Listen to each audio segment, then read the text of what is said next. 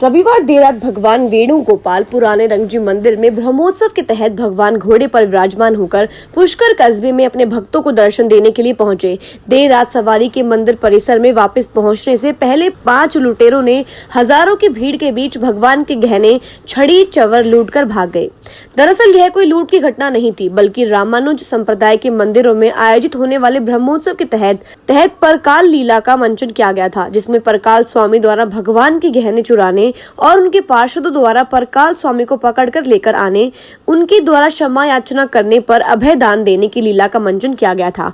पुष्कर स्थित रामानुज संप्रदाय के वेणुगोपाल मंदिर पुराने रंगजी मंदिर में 11 दिवसीय ब्रह्म उत्सव का आयोजन किया जा रहा है, जिसके चलते भगवान अपने भक्तों को दर्शन देने के लिए प्रतिदिन विभिन्न वाहनों पर सवार होकर नगर भ्रमण के लिए निकलते हैं। सोमवार देर रात भगवान वेणुगोपाल वाहन पर सुसज्जित हो हाथ में तलवार और पीठ पर खड़ग लिए अश्व वाहन पर सवार होकर नगर भ्रमण के लिए निकले। भगवान की सवारी के स्वागत कस्बे वासियों ने सड़क पर रंगोली बनाकर भगवान का स्वागत किया। श्रद्धालुओं द्वारा जगह जगह भगवान को पुष्प और प्रसाद अर्पित कर मनोकामनाएं मांगी गई।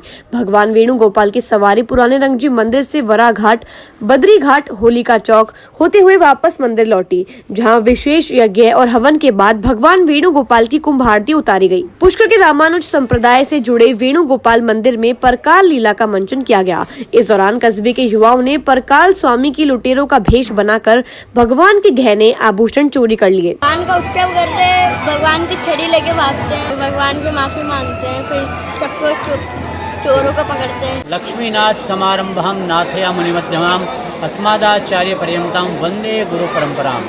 जय श्रीमन्नारायण मित्रों, हम रामानुज संप्रदायों में आज के दिन जो ब्रह्मोत्सव का 10वां दिन होता है, आज घोड़े की सवारी यानी कि अश्ववाहन की सवारी होती है और इस दिन परकाल स्वामी जी यहाँ पर ठाकुर जी के आभूषणों की चोरी करते हैं। जी हाँ, भगवान के आभूषणों की चोरी, क्या आप समझते हैं इज इट पॉसिबल? जी हाँ, यह संभव है। आप इसकी पूरी कथा सुनिए, आनंद से सुनिएगा। परकाल स्वामी जी एक देश के राजा हुआ करते थे और वहाँ पर एक कुमुदवल्ली नामक लड़की से उनकी सुंदरता को देखते हुए उनसे उसका प्रेम हो जाता है, परंतु वह कुमुदवल्ली भगवान की अनन्य भक्ता थी, परम वैष्णवा थी। उस कुमुदवल्ली ने परकाल जी को कहा, यदि आप 5000 श्री वैष्णवों को प्रतिदिन भोजन प्रसाद करा सकते हैं, तदीयाराधन करा सकते हैं प्रतिदिन, तो मैं आपसे विवाह करने को राजी हूँ। तो इस शर्त के अनुसार परकाल स्वामी जी 5000 ब्राह्मणों को, 5000 श्री वैष्णवों को प्रतिदिन भोजन कराते थे। परंतु क्या आप समझ सकते हैं 5000 ब्राह्मणों को रोजाना भोजन कराना, इसका कितना बजट लैप्स हो सकता है। धीरे धीरे पूरे के पूरे राजपाट उनके डाउन होते गए और परकाल जी एकदम निम्न स्तर पर आ गए। उनकी आर्थिक स्थिति बिल्कुल डावाडोल हो गई, परंतु फिर भी उन्होंने अपने तरफ से पूर्ण प्रयास किया कि प्रतिदिन 5000 श्री वैष्णवों को भोजन कराएं।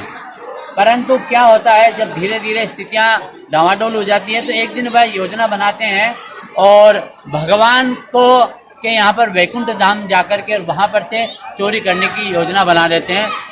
भगवान भी समझ जाते हैं कि ये परम वैष्णव है, इनका ध्येय भले कुछ भी है, परंतु चूंकि 5000 श्री वैष्णवों को प्रतिदिन भोजन हो रहा है तो क्यों न इनका सहयोग किया जाए, क्योंकि ये परम भक्त हैं। तो जब वे वैकुंठ धाम में भगवान विष्णु के यहाँ पर चोरी करने के लिए जाते हैं तो भगवान शेषशाही उन्हें आकर के देखते हुए वो अपनी करवट बदल लेते हैं और पीछे से परकाल जी सारे के सारे सामान भगवान के वहाँ से चोरी कर लेते हैं।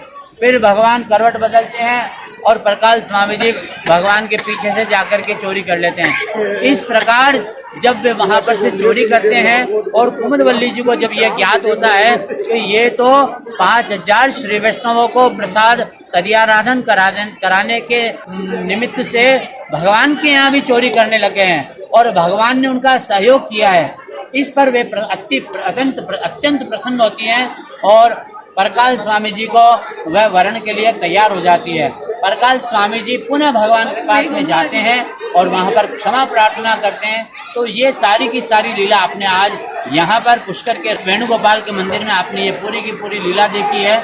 यह ब्रह्मोत्सव किन्हीं मंदिरों में 5 दिन का होता है, किन्हीं मंदिरों में 9 दिन का होता है, किन्हीं मंदिरों में 11 दिन का होता है। रामानुज संप्रदाय में प्रतिवर्ष वैकुंठ ब्रह्मोत्सव होता है। इसे आप अपनी साधारण भाषा में इसे आप एनुअल फंक्शन भी कह सकते हैं। कुछ मंदिरों में, जैसे हमारे रामानुज संप्रदाय का सबसे बड़ा मंदिर है तिरुपति धाम का, वहाँ पर वर्ष में 2 बार ब्रह्मोत्सव होते हैं। तो ये बड़ी अत्यंत लीला प्रसन्नात्मक होती है। और दूसरे दिन भगवान सरोवर पर जाकर के स्नान इत्यादि करते हैं। आपको पूरी की पूरी कथा सुनने के लिए बहुत बहुत साधुवाद। भगवान नारायण आप पर कृपा बनाए रखें। आप सभी स्वस्थ रहें, आप सभी मस्त रहें और भगवान के भक्त बने रहें।